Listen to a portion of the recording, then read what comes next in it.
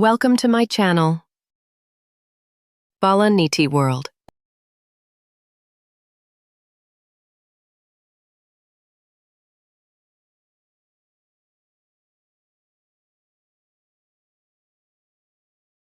ఒక ఊర్లో శారద అనే ఒక మహిళ జీవిస్తుండేది. ఆమెకు ఒక కుమార్తె ఉంది. ఆ అమ్మాయి పేరు కళ్యాణి. కళ్యాణి చిన్నప్పుడే కళ్యాణి వాళ్ల నాన్న శారదని వదిలేసి వెళ్ళిపోయాడు. అప్పట్నుండి శారద ఒక జమీందారు గారింట్లో పనిచేసుకుంటూ కూతుర్ని పోషించేది. అమ్మా, నేను కూడా నీతో కలిసి పనిచేస్తానమ్మా. వద్దు కళ్యాణి, నీకెన్నిసార్లు చెప్పినా పని చేస్తానని అడుగుతూనే ఉంటావు. ఈ బ్రతుకు నాతోనే పూర్తయిపోవాలి తల్లి. అయ్యగారు మంచివారు కాబట్టి నాకు జీతం ఇస్తూ నిన్ను చదివిస్తున్నారు.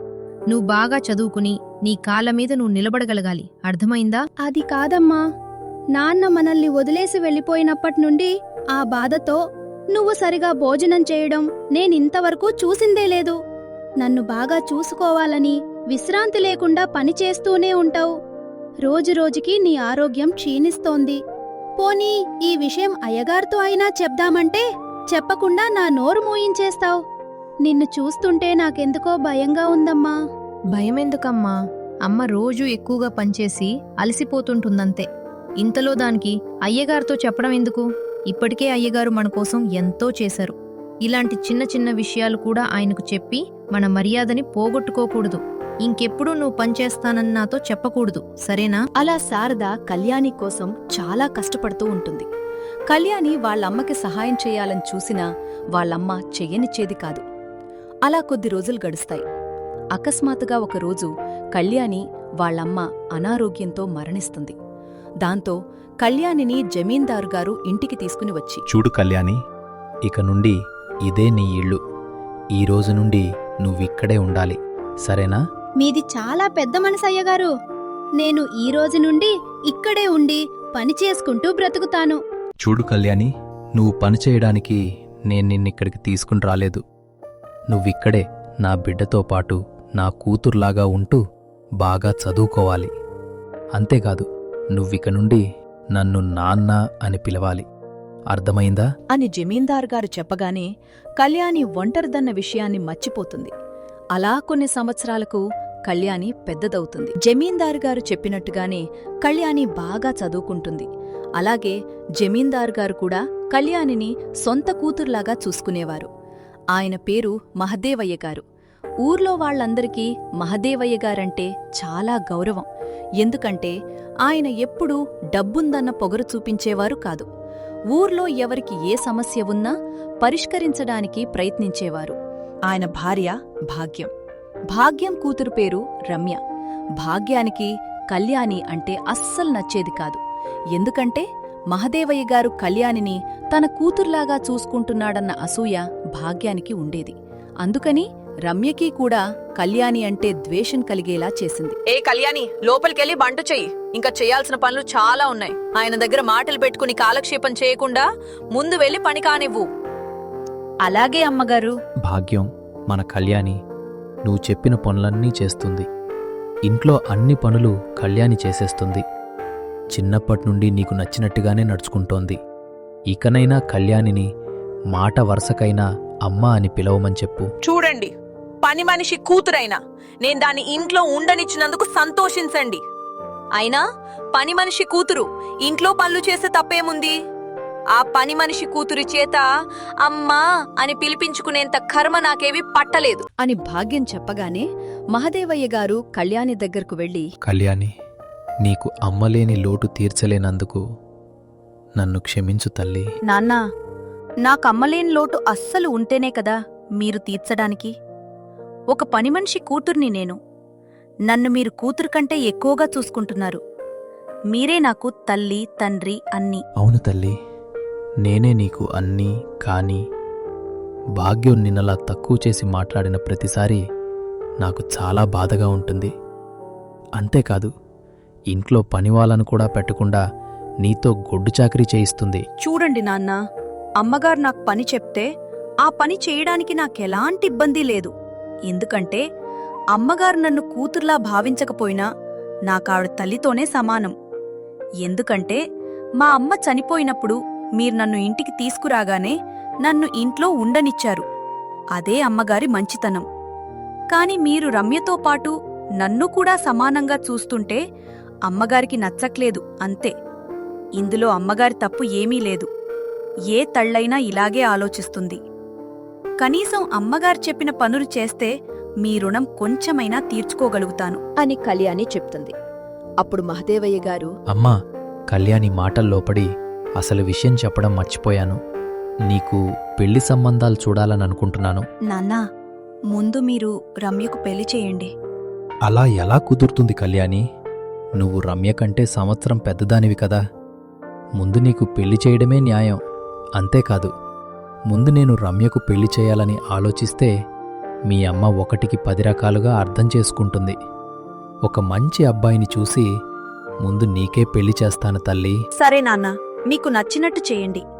నా విషయంలో నాకన్నా మీ నిర్ణయమే నాకు ముఖ్యం అని కళ్యాణి చెప్పగానే మహదేవయ్య గారు పెళ్లిళ్ల పేరయ్యన పిలిపించి, అప్పారావు గారు, నా పెద్ద కూతురు కళ్యాణ్కి ఒక మంచి అబ్బాయిని చూడండి.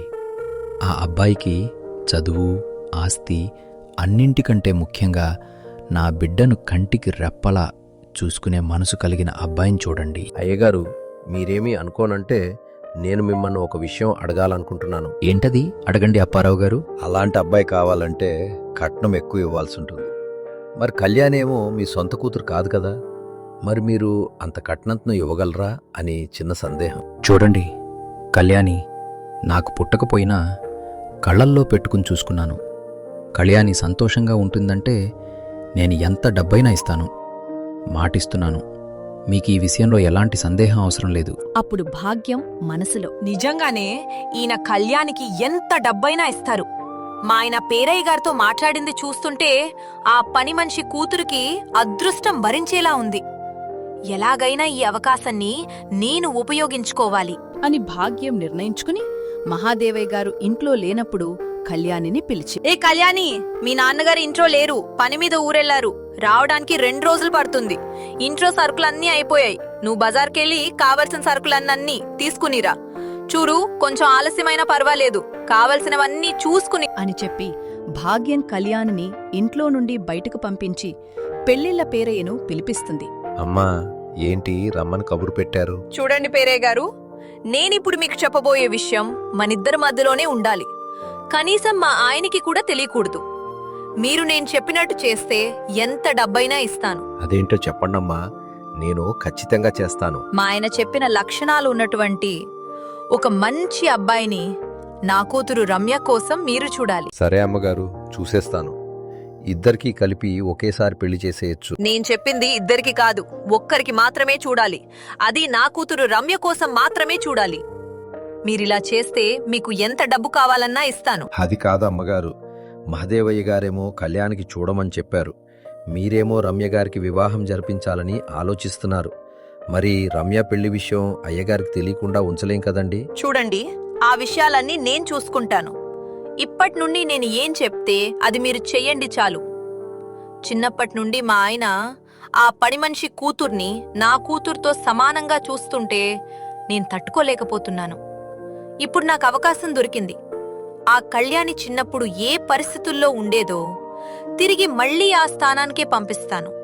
మీరు నేను చెప్పినట్టు చేసి ఎంత డబ్బు కావాలో తీసుకోండి, కానీ ఈ విషయం ఎవ్వరికీ తెలియకూడదు అని భాగ్యం చెప్పగానే పేరయ్య డబ్బు మీద ఆశతో ఒప్పుకుని అక్కడి నుండి వెళ్ళిపోతాడు.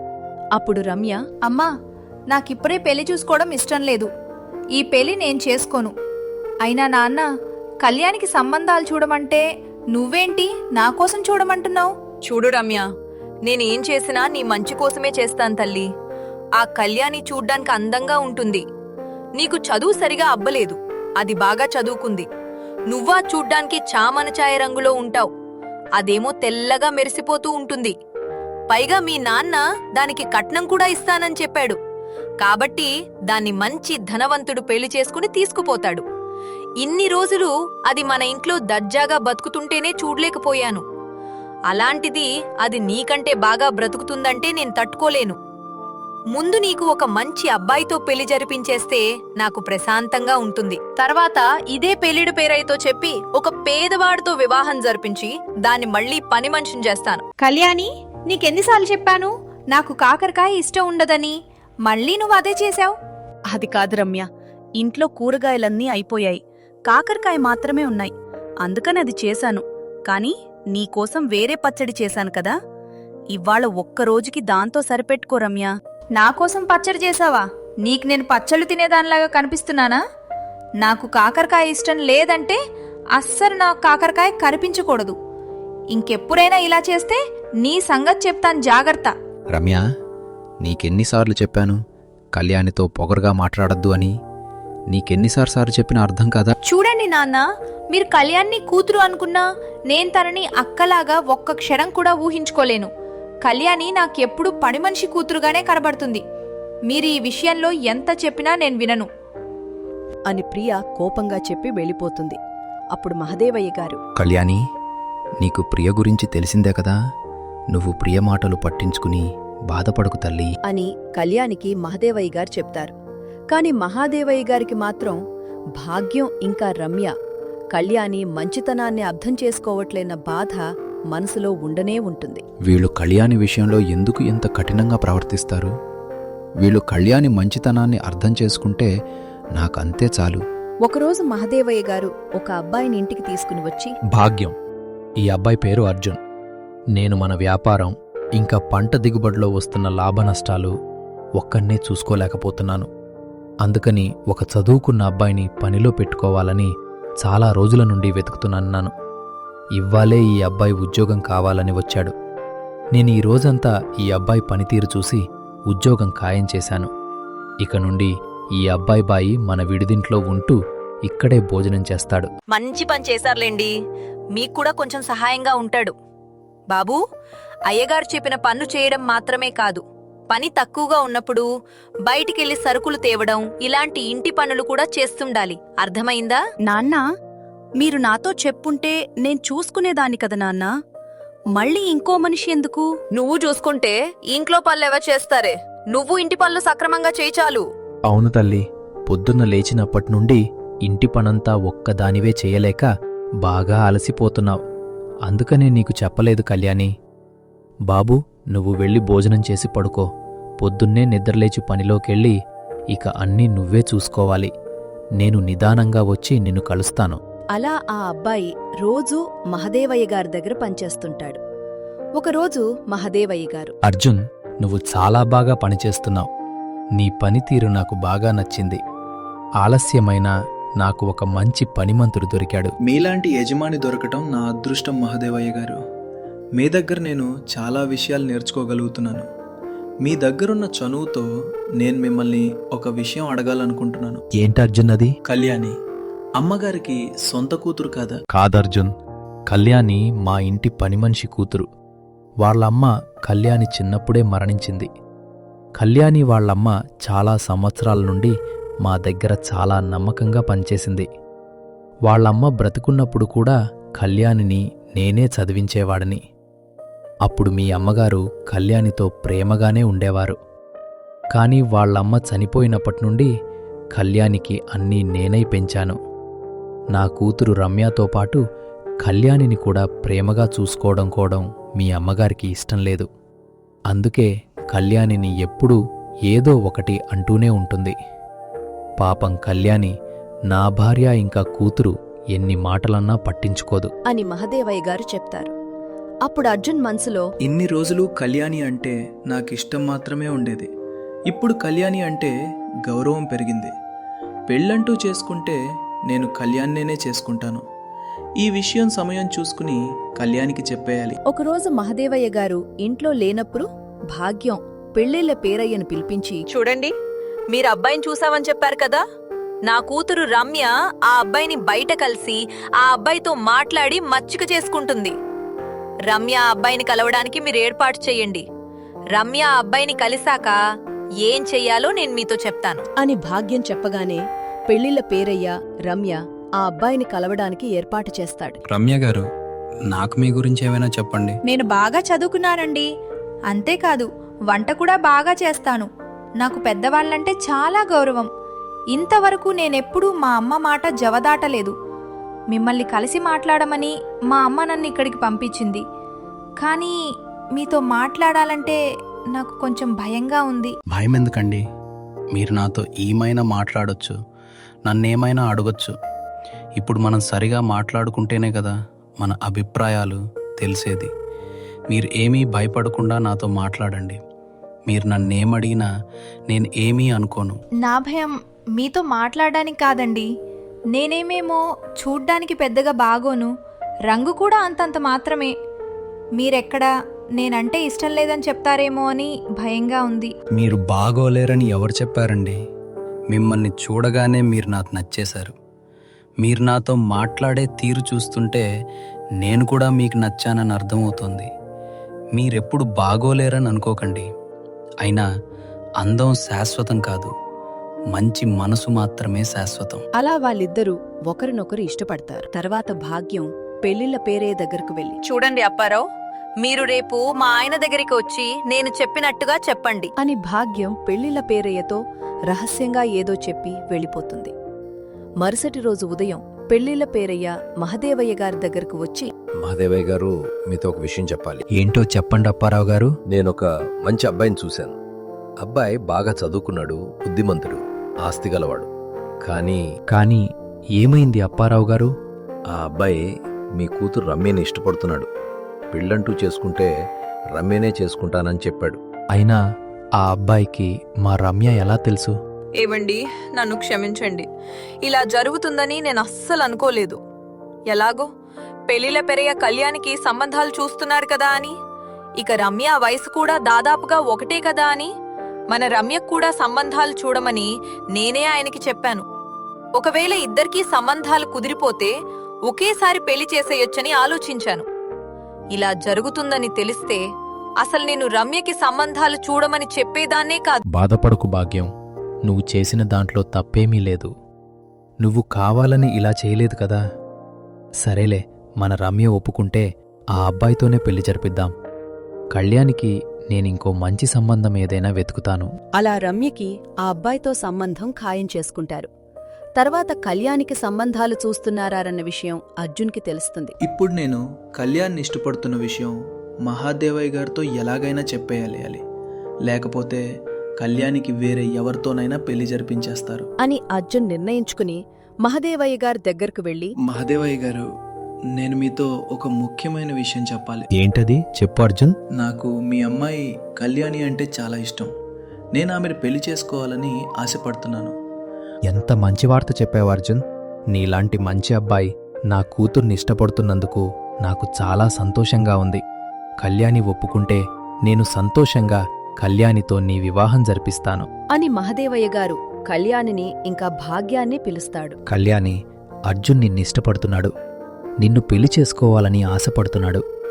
అర్జున్ని పెళ్లి చేసుకోవటం నీకిష్టమేనా?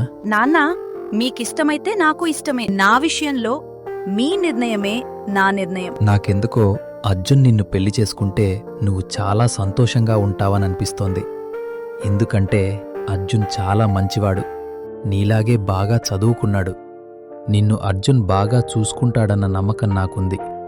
కాబట్టి నీకు అర్జున్తో వివాహం జరిపించాలననుకుంటున్నాను.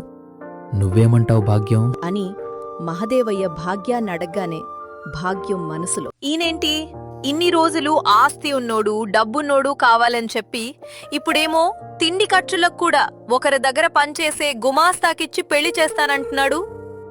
అయినా అదేమీ ఆయన కన్నకూతురు కాదు కదా. దానికి వీడితో పెళ్లి జరిపిస్తే కట్నం మిగిలిపోతుందని ఆలోచించుంటారు. ఎంతైనా కన్నకూతురికి పనిమనిషి కూతురికి చాలా తేడా ఉంటుందని మా ఆయన అర్థం చేసుకున్నారు. నాకంతే చాలు. తర్వాత మహదేవయ్య గారు కూతుళ్లకు ఇద్దరికీ పెళ్లి చేస్తారు. 3 నెలల తర్వాత రమ్య తన అత్తగారింట్లో, అమ్మ రమ్య, పెళ్ళయి 3 నెలలైంది. ఏదో ఒక పని చేయటం నేర్చుకోమ్మా. ఇలాగే ఏ పని చేయకుండా ఎన్ని రోజులని ఉంటావు చెప్పు. నేర్చుకుంటే ఏ పనైనా సులభమే తల్లి. నీకన్నీ దగ్గరుండి అమ్మలాగా నేర్పిస్తాను, నేర్చుకోమ్మా. చూడత్తమ్మా, నాకు ఏ పని నేర్చుకోవాల్సిన కర్మ పట్టలేదు. మన దగ్గర డబ్బు బాగానే ఉంది కదా. అవసరమైతే ఇంకో పని మనిషిని పెట్టుకోండి. అంతేగాని పని చేయమని మాత్రం నాకు చెప్పకండి. చూడు రమ్య, ఇప్పటికే మన ఇంట్లో 2 పనివాళ్లున్నారు. ఇంట్లో అన్ని పనులు వాళ్లే చేస్తున్నారు. నా కొడుక్కి చిన్నప్పటి నుండి నా చేత్తో వండిన భోజనం పెట్టడమే నాకిష్టం. అది వాడికి బాగా అలవాటైపోయింది. అయినా అన్నీ డబ్బుతో కొనలేను రమ్య. నీ భర్తకు నువ్వు ప్రేమగా వండి వడ్డించావంటే వాడు చాలా సంతోషపడతాడు. ఆ సంతోషం ముందర అన్ని కష్టాలు చిన్నవే. అందుకే నేర్చుకోమంటున్నాను. మీ చేత్తో వండి పెట్టినా అర్జున్ తింటారు కదా అత్తమ్మ, ఇక నేనెందుకు నేర్చుకోవటం? మీరే చేసి పెట్టేయండి. నీకు బిడ్డలాగా చెప్తుంటే కూడా అర్థం కాదా రమ్య? మీ ఇంట్లో మీ అమ్మ కూడా మీ నాన్నకి వంట చేయకుండా పని మనిషి చేసిన భోజనమే పెడుతున్నట్టుంది.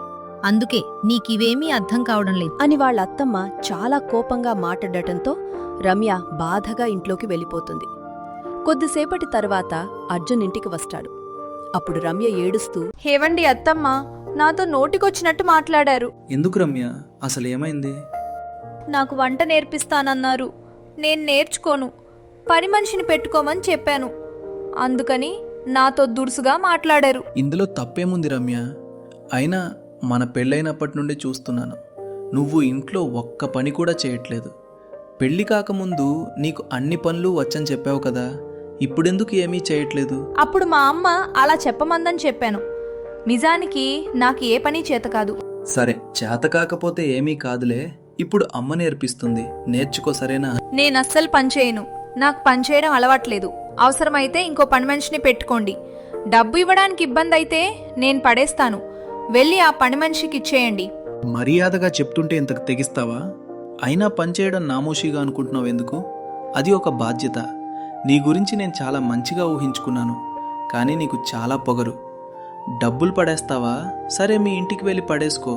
నువ్విక్కడేమీ ఉండాల్సిన అవసరం లేదు. సరే, నేను మా ఇంటికి వెళ్ళిపోతున్నాను అని చెప్పి రమ్య అక్కడి నుండి వెళ్ళిపోతుంది. అలా 2 రోజుల తర్వాత మహదేవయ్య గారు అర్జున్ వాళ్ళింటికి వచ్చి, అర్జున్, ఏమైంది బాబూ? ఎందుకు రమ్య ఇంటికి వచ్చి ఇక ఇక్కడికి రానని మొండి పట్టుకు కూర్చుంది? ఇదంతా నా వల్లే అన్నయ్య గారు. వంట నేర్చుకుని అర్జున్కి వండి పెట్టమని చెప్పాను. నాతో నేర్చుకోనని చెప్పింది. నేను రమ్యతో కొంచెం దురుసుగా ప్రవర్తించాను. ఇందులో మీ తప్పు ఏమీ లేదమ్మా, ఇదంతా నా వల్లే జరిగింది. అర్జున్, నేను నీకొక విషయం చెప్పడానికి వచ్చాను. ఏంటో చెప్పండి మామయ్య గారు. కళ్యాణి నా సొంత కూతురు కాదు, మా ఇంటి పని మనిషి కూతురు. కళ్యాణి వాళ్ళమ్మ చనిపోవడంతో నేను కళ్యాణిని దత్తకు తీసుకుని అన్నీ నేనై పెంచాను. అప్పట్నుండి నా భార్య భాగ్యం కళ్యాణితో పని మనిషిలాగా గుడ్డు చాకిరీ చేయించి రమ్యకు ఎలాంటి పనులు నేర్పించకుండా పెంచింది. కళ్యాణికి రమ్యకు తేడా ఉండాలని ఇలా చేసేది. మీరేం బాధపడకండి మామయ్య, నాకు రమ్య అంటే చాలా ఇష్టం. నేను కూడా రమ్యకి చాలా ఇష్టం. మీరు చెప్తున్న దాన్ని బట్టి చూస్తుంటే రమ్యకి వాస్తవం ఏంటో తెలియాలి. పెళ్ళైన తర్వాత బాధ్యతల గురించి అర్థం అవ్వాలి. అలా తెలియాలంటే మనం కొన్నిసార్లు కఠినమైన నిర్ణయాలు తీసుకోవాలి. దానికి మీరు ఒప్పుకుంటానంటే నేను చెప్పినట్టు చేయండి. సరే ఆనంద్, నేను నా కూతురు జీవితం బాగుండడానికి ఏమైనా చేస్తాను. నేనేం చెయ్యాలి చెప్పు అని మహదేవయ్య గారు అడగ్గానే ఆనంద్ ఆయనకి ఏం చెయ్యాలో చెప్తాడు. తర్వాత మహదేవయ్య గారు ఇంటికి వెళ్తారు. ఏవండి, ఆనంద్తో మాట్లాడారా? ఇంతకీ ఏమన్నాడు? ఎప్పుడొచ్చి నా కూతుర్ని తీసుకెళ్తానని చెప్పాడు? ఆనంద్ ఇంకెప్పుడూ మన రమ్యని ఇంటికి తీసుకుని వెళ్ళనని చెప్పాడు భాగ్యం. నేను ఎంత చెప్పినా వినలేదు. ఇప్పుడు నాకు ఏం చెయ్యాలో అర్థం కావడం లేదు. అంత పెద్ద తప్పు మరి అమ్మాయి ఏం చేసిందండి? పెళ్ళైనప్పటినుండి ఇంట్లో ఒక్క పని కూడా చెయ్యట్లేదని వాళ్ళ అత్తగారు పనులు నేర్పిస్తానని చెప్తే పని మనిషిని పెట్టుకోమని పొగరుగా మాట్లాడిందంట. అందులో తప్పేముందని అల్లుడుగారు అడిగితే డబ్బులు మొఖాన కొడతానని చెప్పిందంట. పెళ్లికి ముందు అన్ని పనులు వచ్చని అబద్ధాలు చెప్పి మోసం చేసిందని, ఇక రమ్యతో కలిసి ఉండలేను, విడాకులు కావాలని అల్లుడుగారు చెప్పారు అని మహదేవయ్య గారు చెప్పగానే రమ్య బాధతో, నాన్న, ఆయన చాలా మంచివారు. నన్ను చాలా బాగా చూసుకుంటారు. ఈ 3 నెలల్లో ఆయన నన్ను చూసుకున్న తీరు చూసి ఆయనంటే నాకు మరింత ప్రేమ పెరిగింది. దయచేసి నన్ను ఆయన దగ్గర వదిలిపెట్టండి నాన్న. నేను అల్లుడుగారిని అడగాల్సినవి అన్నీ అడిగేశాను రమ్య. ఇప్పుడు అల్లుడుగారి ఎంత చెప్పినా వినేలా లేరు. చూశావా భాగ్యం, కళ్యాణి మీద కోపంతో రమ్యని మరింత గారాబం చేసి దాని జీవితాన్ని ఇంతవరకు తీసుకొచ్చావు. మన రమ్య ఎంత బాధపడుతుందో చూశావు కదా. రమ్య చెప్పింది నిజమే, అల్లుడుగారు నిజంగానే బంగారం. అంత మంచబ్బాయి మన రమ్యకి దొరకడం మన రమ్య అదృష్టం. ఏంటండి అంతా అయిపోయినట్టు మాట్లాడుతున్నారు? నా బిడ్డ ఇలా బాధపడుతుంటే నేను అస్సలు చూడలేకపోతున్నాను. నేనిప్పుడే అల్లుడు గారి దగ్గరకు వెళ్ళి నా బిడ్డను వదిలేసి వస్తాను. అవసరమైతే కాళ్ళు పట్టుకుని బ్రతిమడాడుతాను అని చెప్పి భాగ్యం రమ్యని తీసుకుని ఆనంద్ దగ్గరికి వెళ్తుంది. బాబు ఆనంద్, ఇక నుండి రమ్య ఇంట్లో అనుకువగా ప్రవర్తిస్తుందని నేను మాటిస్తున్నాను. వదిన గారు, ఇక నుండి మీరు ఏం నేర్పించినా రమ్య నేర్చుకుంటుంది. దయచేసి రమ్యని వదిలేయొద్దని ఆనంద్తో మీరైనా చెప్పండి. వదిలేయటమేంటి వదిన గారు? మీరేం మాట్లాడుతున్నారు? ఒకవేళ రమ్య పనిచేయకపోతే నేనే చేసుకుంటాను. ఇక ఆనంద్ రమ్యని ఎలా వదిలేస్తాడు? రమ్య ఇంట్లో నుండి వెళ్ళినప్పటి నుండి సరిగా తిండి కూడా తినలేదు. ఆనంద్కి రమ్య అంటే అంత ఇష్టం. అవును రమ్య, నువ్వంటే నాకు చాలా ఇష్టం. నేను నిన్ను ఎప్పటికీ వదులుకోలేను. కానీ నీకు బాధ్యతలంటే ఏంటో తెలియాలి. పెద్దవారితో ఎలా ఉండాలో నేర్చుకోవాలి. అందుకే ఇలా చేశాను. ఇక నుండి నువ్వు అన్నీ నేర్చుకుంటావా? అత్తమ్మ, నన్ను క్షమించండి. మీరు కూతుర్లాగా నాకు అన్నీ నేర్పిస్తారని చెప్పినా మీతో దుడుసుగా మాట్లాడాను. ఇక నుండి మీరేం చెప్పినా నేను నేర్చుకుంటాను అని రమ్య తన తప్పు తాను తెలుసుకుంటుంది. ఇక భాగ్యం ఇంకా మహదేవయ్య గారు రమ్యను వదిలేసి ఇంటికి బయలుదేరతారు. దారిలో మహదేవయ్య గారు భాగ్యాన్ని తన ప్రాణ స్నేహితుడి ఇంటికి తీసుకుని వెళ్తారు. ఏవండి, ఇదెవరిల్లు? నన్నెక్కడ తీసుకుని వచ్చారు? ఇది నా చిన్ననాటి స్నేహితుడి ఇల్లు భాగ్యం. నువ్వొకసారి ఆయనని చూశావు. ఎవరండి ఆయన? మీరెవరి గురించి మాట్లాడుతున్నారు? నేనిప్పుడు ఆయన్ని పిలుస్తాను, నువ్వే చూడు, నీకే అర్థమవుతుంది అని మహదేవయ్య గారు ఆయన పిలుస్తారు. అప్పుడు భాగ్యం ఆయన్ని చూసి ఆశ్చర్యానికి గురవుతుంది. ఎందుకంటే ఆయన వేరెవరో కాదు, కళ్యాణి పెళ్లి చేసుకున్న అర్జున్ వాళ్ళ నాన్నగారు. ఏమండి, ఈయన మన అర్జున్ వాళ్ళ నాన్నగారు కదా? మీరేంటి చిన్నాటి స్నేహితుడు అని చెప్తున్నారు? నాకేమీ అర్థం కావడం లేదు. ఇప్పుడు చెప్తాను భాగ్యం. ఈయన పేరు రామారావు. వీడు నా చిన్ననాటి స్నేహితుడు. వీడి కొడుకే అర్జున్. అర్జున్ చదువు పూర్తి చేసుకున్న తర్వాత వీడి ఆస్తి అర్జున్కి అప్పగించాలని, అర్జున్కి బాధ్యతలు తెలియాలని అర్జున్ని నా దగ్గరికి పంపించాడు. ఏ మనిషికైనా కష్టం విలువ తెలిస్తే మనిషి విలువ తెలుస్తుంది. అలాగే డబ్బుని ఎలా పొదుపు చేయాలి, ఎలా ఖర్చు చేయాలని కూడా అర్థమవుతుంది. అందువల్లే అర్జున్ను మొదట గుమాస్తాగా పనిచేయమని చెప్పాను. అలాగే మీకు కూడా పరిచయం చేశాను. అర్జున్ తెలివైనవాడు కాబట్టి తొందరగా అన్ని విషయాలు నేర్చుకోగలిగాడు. ఇక అర్జున్ తనంతట తానే కళ్యాణిని ఇష్టపడటంతో కళ్యాణిని అర్జున్కి ఇచ్చి వివాహం జరిపించాను. నీకు ఈ విషయం ముందే చెప్పనందుకు నన్ను క్షమించు భాగ్యం. మీరే నన్ను క్షమించండి. చిన్నప్పటినుంచి కళ్యాణి మీద కోపంతో నా బిడ్డ రమ్యను మరింత గారాబంగా పెంచి దానిచేత ఏ పని చేయించకుండా అబద్ధాలు చెప్పి పెళ్లి చేసి ఇప్పుడది కష్టపడుతుంటే నేను బాధపడుతున్నాను. నేను చేసిన పని వల్ల ఇప్పుడు నా బిడ్డ రమ్య ఇబ్బందులు పడడం కల్లారా చూసి బుద్ధి తెచ్చుకున్నాను. నేను కళ్యాణికి చెడు చేయాలని చూసినా దేవుడు మంచే చేశాడు. ఎందుకంటే నిజంగానే మన కళ్యాణి అంత మంచిది. మరి నేనిప్పుడు పూర్తిగా మారిపోయాను. అలాగే ఇప్పుడు నా పెద్ద బిడ్డ కళ్యాణి ఇంకా రమ్య ఇద్దరూ సంతోషంగా ఉన్నారు. ఇంతకంటే నాకు ఇంకేమీ అవసరం లేదండి. కళ్యాణి, ఇక నుండి నువ్వు నన్ను అమ్మా అని పిలువు తల్లి. కనీసం ఇలా అయినా నేను చేసిన తప్పుకి ప్రాయశ్చిత్తం చేసుకుంటాను. అలా భాగ్యం తన తప్పు తాను తెలుసుకుని పూర్తిగా మారిపోయి కళ్యాణిని అమ్మలాగా ఆదరిస్తుంది. ఈ వీడియో చివరి వరకు చూసినందుకు కృతజ్ఞతలు. ఈ వీడియో మీకు నచ్చినట్టయితే దయచేసి లైక్ చేసి సబ్స్క్రైబ్ చేయండి. Thanks for watching. Please do like, share, and subscribe.